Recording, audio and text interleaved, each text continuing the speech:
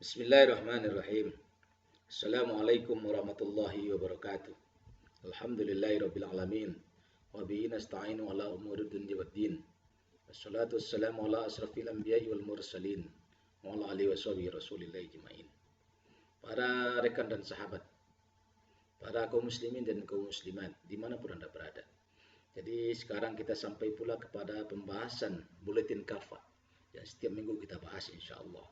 Sekarang kita akan membahas buletin kafah edisi 160 ya, Jumat ini. Bertepatan dengan 7 Safar 1442 Hijriah, bertepatan dengan tanggal 25 September 2020. Apa judulnya kita bahas hari ini ya? Minggu ini buletin kafahnya adalah sertifikasi dai dan deradikalisasi. Jadi ternyata persoalan ini masih menjadi hal yang perlu diangkat oleh buletin kafah ini. Metodenya sama, kaum muslimin dimanapun Anda berada, seperti yang lalu-lalu, bahwa saya akan membacakan buletin ini. Kemudian apa yang kita bacalah sama-sama ya. Nanti ketika saya bacakan Anda semua juga sama. Ini kan sebab buletinnya akan saya tampilkan di video ini. Ya. Oleh karena itu kita baca sama-sama, sehingga mana yang perlu saya jelaskan akan saya jelaskan, dan mana yang tak perlu saya jelaskan tak akan saya jelaskan. Ya. Baik, sekarang kita masuk saja pembahasan buletin ini. Sertifikasi dai dan deradikalisasi. Jadi setelah mendapat protes dan penolakan dari berbagai pihak, termasuk MUI, Kementerian Agama Republik Indonesia mengganti judul program sertifikasi dai atau penceramah menjadi dai atau penceramah bersertifikat. Jadi ketika ada protes di awal bulan yang lalu ya, maka MUI maka Kementerian Agama merubah judulnya. Sebelumnya mereka mengatakan sertifikasi dai, tapi mereka rubah menjadi dai bersertifikat. Ya. Kemudian belakangan program tersebut berganti tajuk lagi menjadi bimbingan teknis penceramah bersertifikat. Nah, tapi intinya adalah masih ada kata-kata bersertifikat. Kalau guru bersertifikat ada duitnya, dosen bersertifikat ada duitnya. Tidak tahu nih, kalau ulama bersertifikat apa ada duitnya apa tidak. Untuk pertama kalinya program bintek penceramah bersertifikat ini di-launching pada Jumat 18 September 2020. Seminggu yang lalu ya. Jadi seminggu lalu di-launching oleh Wakil Menteri Agama dan dibuka langsung oleh Wakil Menteri Agama Zainud Tauhid Saadi. Nah, jadi sudah di-launching. Launching itu sudah diumumkan ya. Jadi meski berganti judul, substansinya tetaplah sama. Persis seperti dilontarkan oleh Menteri Agama Republik Indonesia, Fakhrul Razi, pada rencana awal program ini. Sama-sama dilandasi motif deradikalisasi. Jadi intinya para penceramah ini adalah orang radikal, maka perlu deradikalisasi. Sehingga mereka turun derajat radikalnya. Kira-kira begitulah. Ya. Jadi penceramah yang ada hari ini, ya, dai yang ada hari ini adalah orang-orang radikal. Sehingga perlu deradikalisasi. Diturunkan radikalnya menjadi moderat. Istilahnya begitu. Jadi setelah dari radikal menjadi deradikalisasi, maka berubah dia menjadi moderat. Saat itu Menteri Agama menyatakan bahwa program penceramah bersertifikat dimaksudkan untuk mencegah penyebaran paham radikalisme. Jadi kan jelas intinya oleh kita bahwa para penceramah yang ada ini hari ini adalah orang-orang radikal. Atau kajian yang mereka sampaikan adalah kajian-kajian radikal. Sehingga dengan dibuatnya sertifikat ini, maka mereka tersertifikat sebagai orang yang tidak akan menyampaikan paham radikalisme. Intinya begitu ya. Jadi kalau mereka masih menyampaikan ajaran yang radikal, ya, maka sertifikatnya mungkin bisa jadi akan dicabut. Dengan reaksi berbeda, Wakil Menteri Agama Zainud Tauhid saat membuka program bintek penceramah bersertifikat, antara lain mengatakan, penceramah agama bersertifikat ini bertujuan mengembangkan kompetensi para penceramah agama sehingga dapat memenuhi tuntunan zaman dan sekaligus meneguhkan perannya di tengah-tengah modernitas. Nah, jadi hari ini dianggap para penceramah yang ada hari ini ya, tak bisa mengikuti perkembangan zaman. Yang kedua, berarti para penceramah hari ini tak bisa mengikuti modernitas. Nah, itu intinya begitu. Ya. Jadi mafhum mukhalafahnya kira-kira begitulah. Ya. Jadi menurut Zainud Tauhid di era modernitas agama dituntut untuk menjaga perkembangan itu dengan pemahaman moderat. Jadi seakan-akan agama ini ya harus disesuaikan dengan modernisasi yang ada. Sekarang timbul pertanyaannya, apakah dai radikal? Ya. Dai atau penceramah hakikatnya adalah orang yang menyampaikan ajaran Islam apa adanya. Itu harus dipahami itu. Jadi dai itu adalah orang yang menyampaikan ajaran Islam apa adanya. Bukan orang yang menyampaikan Islam ada apanya. Bukan, tapi apa adanya. Bukan ada apanya. Nah, sebab hari ini banyak orang berbuat karena ada apanya, bukan apa adanya. Islam tentu bukan sekedar agama ritual, perlu dipahami. Bukan hanya rajin sholat, rajin puasa, rajin zakat, rajin haji, bersedekah, sholat malam. Bukan hanya sekedar itu. Bukan hanya moral dan spiritual belaka. Tapi Islam pun mengatur ekonomi, politik, hukum, pendidikan, pemerintahan, dan lain-lain. Jadi semuanya diatur oleh Islam. Anda mau berjualan, ada aturannya. Anda mau berpartai politik, ada aturannya. Anda mau melaksanakan hukum, ada aturannya. Anda mau melaksanakan pendidikan, ada aturannya. Anda melaksanakan pemerintahan pun ada aturannya. Jadi Islam mengatur semuanya. Alhamdulillah, alhasil, Islam adalah ajaran dan tata cara hidup yang lengkap dan paripurna. Atau dipahami. Karena Allah berkata di dalam surat Al-Maidah, ya, ayat 3 ini, Al-yauma akmaltu lakum dinakum wa asmamtu alaikum ni'mati wa raditu lakumul Islam madina. Pada hari ini telah aku sempurnakan untukmu agamamu dan telah aku cukupkan untukmu nikmatku dan aku ridho Islam sebagai agamamu. Nah, begitu kata Allah SWT. Jadi Islam mengatur seluruh aspek kehidupan dan Islam itu sudah sempurna. Karena itu merupakan kewajiban para dai untuk mengajak umat agar mengamalkan seluruh ajaran Islam. Nah, itu intinya kerjaan dai itu, mengamalkan seluruh ajaran Islam. Para dai harus mendorong umat untuk mengamalkan Islam secara total. Jangan sebagian-sebagian, ya, harus seluruhnya, tidak setengah-setengah. Tak hanya mengamalkan ajaran Islam seperti sholat, saum, zakat, dan haji saja, namun juga mengamalkan ajaran Islam yang lain terkait muamalah, uqubat, jihad, termasuk ajaran Islam seputar kewajiban menegakkan khilafah. Jangan lupa, khilafah itu ajaran Islam. Itu pun harus disampaikan oleh para dai. Jadi jangan hanya sholat, puasa, zakat, haji, tapi ajaran khilafah, ajaran jihad, ajaran uqubat itu tidak disampaikan. Tapi memang hari ini di sekolah memang mereka banyak tidak ngerti. Sebab memang demikian yang Allah SWT perintahkan kepada kaum muslimin. Apa kata Allah Subhanahu wa taala? Ya ayyuhalladzina amanu dukhulu fis silmi kafah wa la tattabi'u khutuwatis syaitan innahu lakum aduwwun mubin. Wahai orang-orang yang beriman, masuklah kalian ke dalam Islam secara kafah.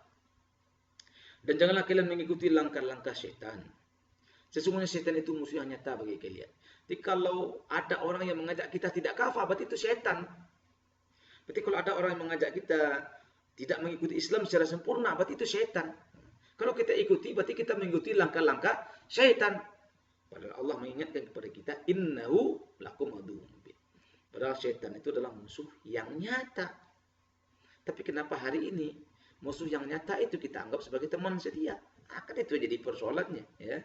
Oleh karena itu kita harus memahami bahwa syaitan itu innahu lakum aduwwun mubin. Sesungguhnya syaitan itu adalah musuh yang nyata. Nah, terkait ayat di atas, Syekh Abu Bakar Al-Jaziri di dalam kitab tafsirnya menjelaskan bahwa kata kafatan bermakna jami'an. Nah, itu kata Syekh Abu Bakar Al-Jaziri, ya. Apa artinya? La yutraku min syara'ihi wa min ahkamihi syai'un. Tidak boleh sedikit pun syariah dan hukum Islam itu ditinggalkan. Nah, itu maknanya. Jadi ketika kita bicara Islam yang kafah, berarti kita tak boleh meninggalkan satupun hukum Islam. Ya. Lebih lanjut beliau menegaskan maksud ayat di atas. Apa maksud ayat itu? Kata beliau di dalam Aisar At-Tafasir, ya, juz 1 halaman 97. Beliau mengatakan, Yunadil haqqu tabaraka wa ta'ala ibadahul mu'minina amirun iyyahum bid-dukhuli fil Islam. دخولا سموليا بحيث لا يتخيرون بين الشرائع وأحكامه ما وافق مصالحهم وأحواءهم قبلوه وعاملوا به وما لم يوافق ردوه أو تركوه وأحملوه وإنما عليهم أن يقبلوا شرائع الإسلام وأحكامه كافة. Allah Subhanahu wa taala menyeru para hambanya yang mukmin dengan memerintah mereka untuk masuk Islam secara paripurna. Jadi itu maksud dari kata udkhulu fis silmi kafah. Artinya mereka tak boleh memilah dan tak boleh memilih syariah dan hukum-hukumnya. Apa saja yang sesuai dengan kepentingan dan hawa nafsu mereka, mereka terima dan mereka amalkan. Lalu apa saja yang tidak sesuai dengan kepentingan dan hawa nafsu mereka, mereka tolak, mereka tinggalkan dan mereka campakkan. Justru wajib atas mereka menerima seluruh syariah dan hukum-hukum Islam. Itu kata beliau. Karena itulah para da'i yang menyampaikan semua ajaran Islam termasuk khilafah, misalnya, tak layak dicap radikal dalam makna yang negatif. Tapi lebih tidak layak lagi jika dilakukan upaya deradikalisasi terhadap mereka. Salah satunya melalui program sertifikasi da'i atau program bimbingan teknis penceramah bersertifikat.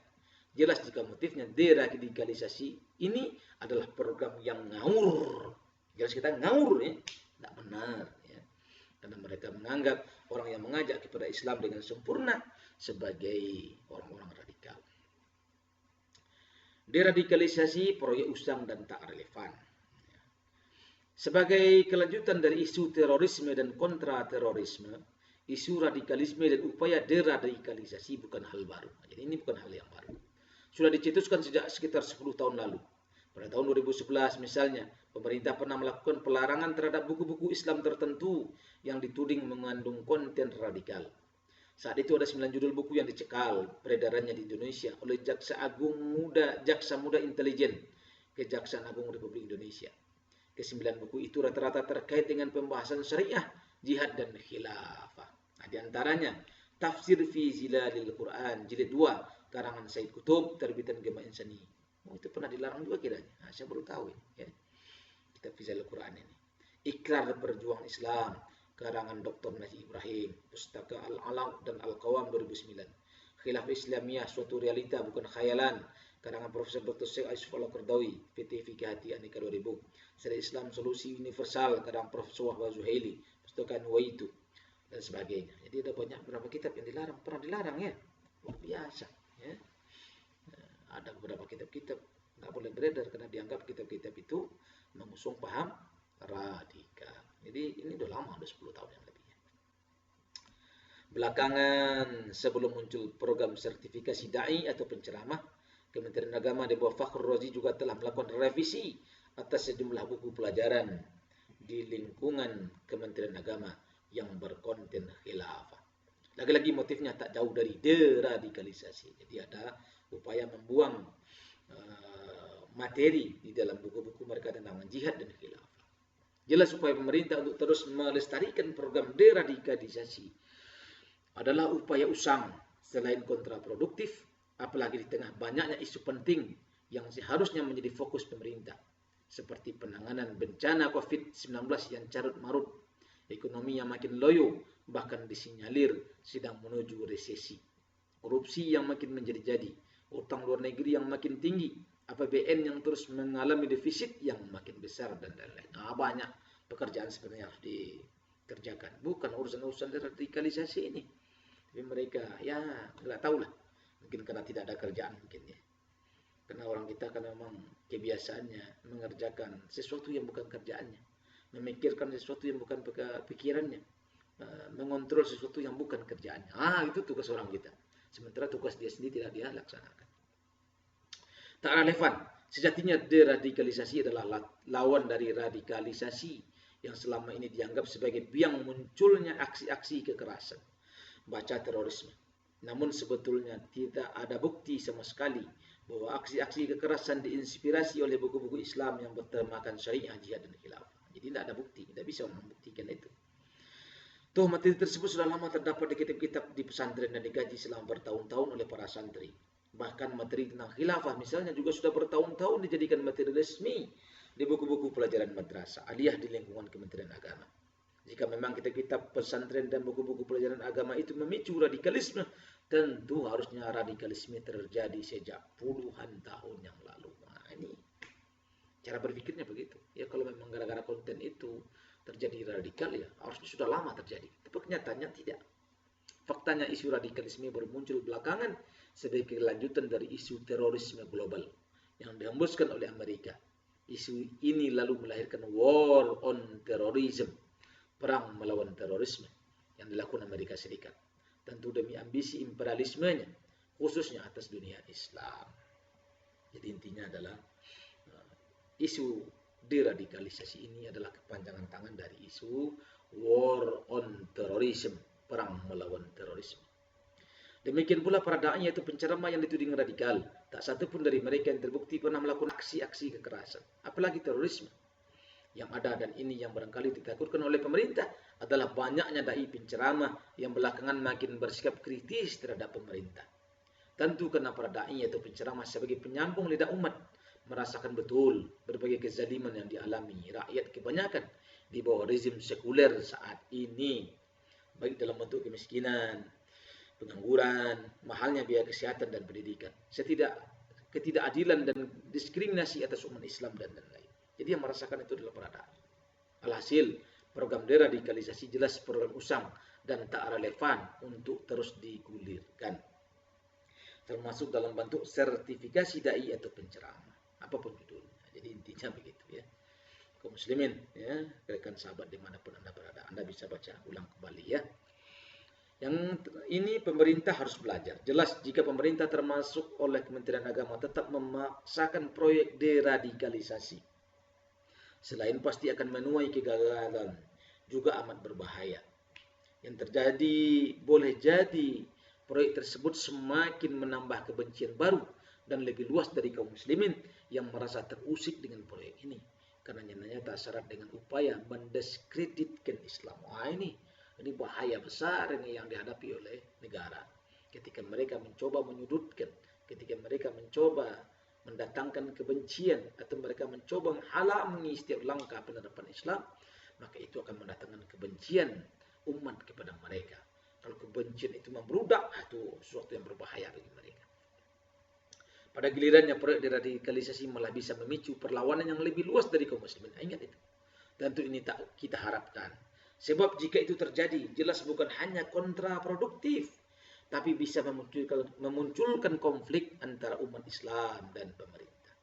Karena itu, ini saran ini ya kepada kita para penguasa, yang harus dilakukan adalah pertama, seharusnya pemerintah memahami keinginan rakyat, itu yang harusnya dipahami. Pemerintah terus memahami keinginan rakyat karena dia wakil rakyat kok. Apa keinginan rakyat itu yang dilakukan.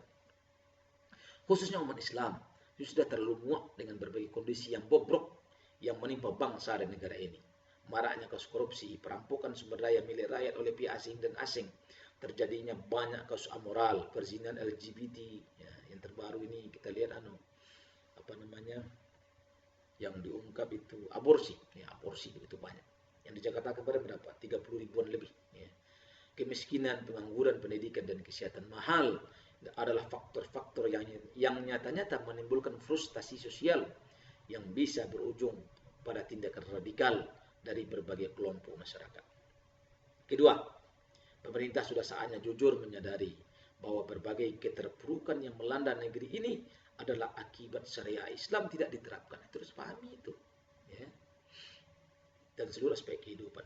Karena itu daripada negeri ini nantinya makin terpuruk akibat terus-menerus menerapkan ideologi dan sistem kapitalisme liberal, pemerintah sejatinya segera berpaling pada syariah dan khilafah yang pasti mampu menyelesaikan semua problem yang mendera bangsa ini. Bukan malah menuduh syariah dan khilafah sebagai ancaman, sekaligus menuding para pengusungnya sebagai kaum radikal. Jika tidak itu dilakukan berarti pemerintah memang tak mau belajar. Jadi intinya adalah pertama, pemerintah adalah kepanjangan tangan dari kaum muslimin. Maka yang kedua, persoalan itu banyak terjadi hari ini karena tidak diterapkannya Islam. Oleh karena itu jadilah pemerintah ini kepanjangan tangan kaum muslimin. Apa yang diinginkan oleh kaum muslimin itu yang dilaksanakan. Jangan berusaha menghambat, jangan berusaha menghalangi. Yang kedua, berbagai macam masalah yang timbul hari ini bukan karena radikal, bukan. Bukan karena para penceramah, bukan. Gimana para penceramah ini mengambil uang negara? Tidak bisa. Ya, mereka dikasih uang oleh audiensnya kok, bukan negara. Tidak ada negara ngasih mereka uang. Ya, di mana letak mereka membahayakan negara? Ya, tapi mereka berjuang supaya uang negara itu berjalan pada tempatnya. Tapi memang sayang hari ini banyak para pejabat, banyak dari mereka yang biasa makan uang negara tak ingin kelakuan mereka diganggu karena mereka masih ingin menikmati ini. Wallahu a'lam bishawab. Hikmah ya.